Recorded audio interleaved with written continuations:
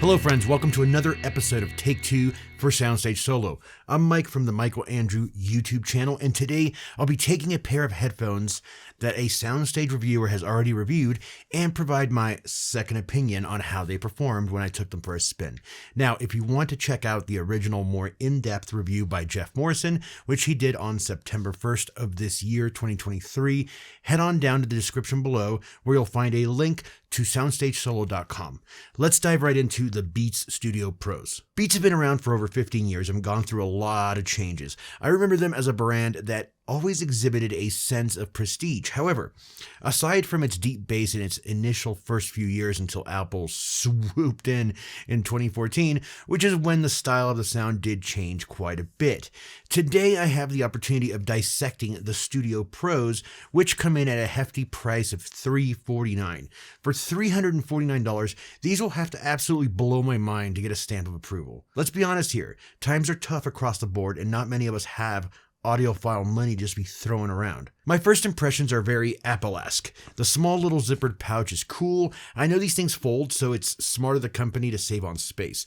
Inside the case, in traditional Apple fashion, are only two short cables, a USB-C to USB-C and a 3.5mm analog cable. More than likely, the 3.5mm cable will stay in the pouch since these are more known as wireless headphones. And honestly, when is the last time you saw a 3.5mm output on a mobile device in general? So for charging purposes and hardwiring into your phone, the USB-C cable will come in handy, especially since Apple moved on to USB-C connections on their newest offerings. Pairing with my phone could not have been any easier. You press the button here on the right, and you pair directly via Bluetooth. Easy peasy, and I didn't have any issues there. The design is pretty much, the same as, these headphones haven't changed much in the last several years, so nothing new and interesting to report there. They look like Beats. One thing I noticed straight away is the ear cups are not comfortable. My first go at it, I used them for like 45 minutes, and the outside of my ears were sweating because of the ultra plush engineered leather cushions. I'm sure they had the best of intentions. They feel nice, but the material is just not for me. This was a hard strike for me since I, couldn't continue listening to my music because my ears were literally suffocating.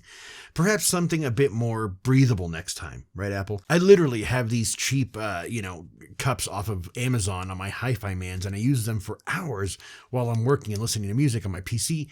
And it's comfortable and cool. So you don't need to go expensive if you can just do comfortable and cool for cheap. Now, there's an app for these if you're using Android to control, the basic stuff. However, since I'm using the new iPhone 15 Pro Max, the controls are integrated within the phone itself. I was quite impressed how seamless the integration was with the iPhone, which was expected being that Apple owns Beats. Now, for the part you guys were waiting for, sound quality. These headphones are not as bass heavy as I remember the original Beats being. However, the bass is still rich and present. The mids and highs were tame. I wouldn't say it was balanced in the way an audiophile would want from their headphones, which is fine because Beats' target market couldn't be any further from the discerning audiophile. For a mass market pair of wireless headphones, they weren't bad at all. The spatial audio feature was actually really cool. It was my first time playing with spatial audio, and big surprise, right? And I thought it's a fun gimmick, It created this whirlwind of sound, and it allowed me to experience an interesting take on the, headphone soundstage and how they imaged while using the feature. I honestly didn't care for the head tracking part. I felt it really had no place with music, possibly movies, but I could take it or leave it. I compared these to Apple's AirPods Pro and could immediately tell where the R&D went here. The AirPods Pro, not only being way more comfortable in the ear cup area, sounded absolutely amazing. The sound was way more open and dynamic than the Beats.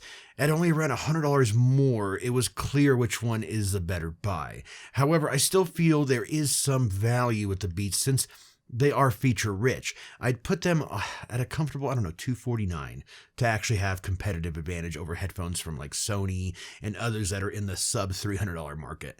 Let the AirPods Max shine as the flagship, models, and have Beats as the lower cost alternative. That's my opinion, guys. Thank you for joining me. If you like my style, I would love for you to check me out on the Michael Andrew YouTube channel, and of course visit Soundstage Solo's link down below to get Jeff's take on these cans.